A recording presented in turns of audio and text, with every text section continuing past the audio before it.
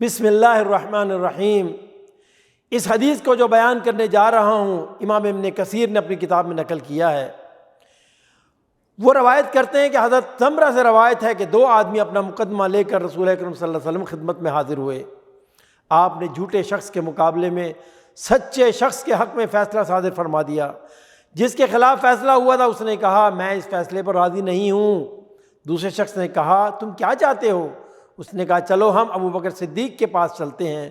دونوں فریق حضرت ابو بکر صدیق رضی اللہ تعالیٰ عنہ کے پاس پہنچے۔ جس کے حق میں فیصلہ ہوا تھا اس نے ابو بکر کو بتایا کہ ہم نے یہ مقدمہ نبی اکرم صلی اللہ علیہ وسلم خدمت میں پہلے پیش کیا تھا اور آپ صلی اللہ علیہ وسلم نے میرے حق میں فیصلہ صادر فرمایا تھا۔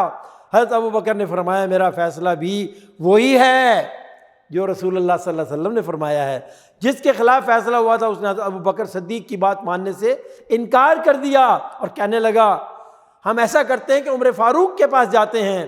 چنانچہ دونوں عمر بن خطاب کی خدمت میں حاضر ہوئے۔ حضرت عمر سے عرض کیا ہم نے یہ مقدمہ رسول اللہ صلی اللہ علیہ وسلم خدمت میں پیش کیا تھا، آپ صلی اللہ علیہ وسلم نے میرے حق میں فیصلہ دیا تھا لیکن اس شخص نے ماننے سے انکار کر دیا۔ حضرت عمر نے اس سے دریافت فرمایا کہ تو اس بات کا اعتراف کرتا ہے؟ کیا معاملہ ایسا ہی ہے؟ اس نے کہا واقعی ایسا ہی ہے۔ حضرت عمر رضی اللہ تعالیٰ عنہ گھر واپس گئے، پلٹے تو ان کے ہاتھ میں تلوار تھی۔ اسے بے نیام کیا اور انکار کرنے والے کی گردن اڑا دی۔ اس پر اس کے ورثہ نے قصاص کا مطالبہ کیا تو اللہ رب العالمین نے قرآن کریم میں یہ آیت کریمہ نازل فرمائی فلا وربک لا یؤمنون۔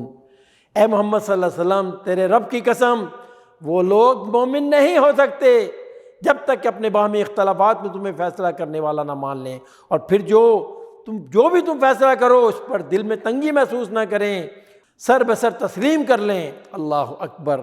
یہ تھا ایمان حضرت عمر فاروق کا جس کی گواہی قرآن کریم دے رہا ہے۔ اللہ اکبر اللہ اکبر وللہ الحمد وصلی اللہ علی نبینا محمد وعلی آلہ وصحبہ اجمعین۔ صلو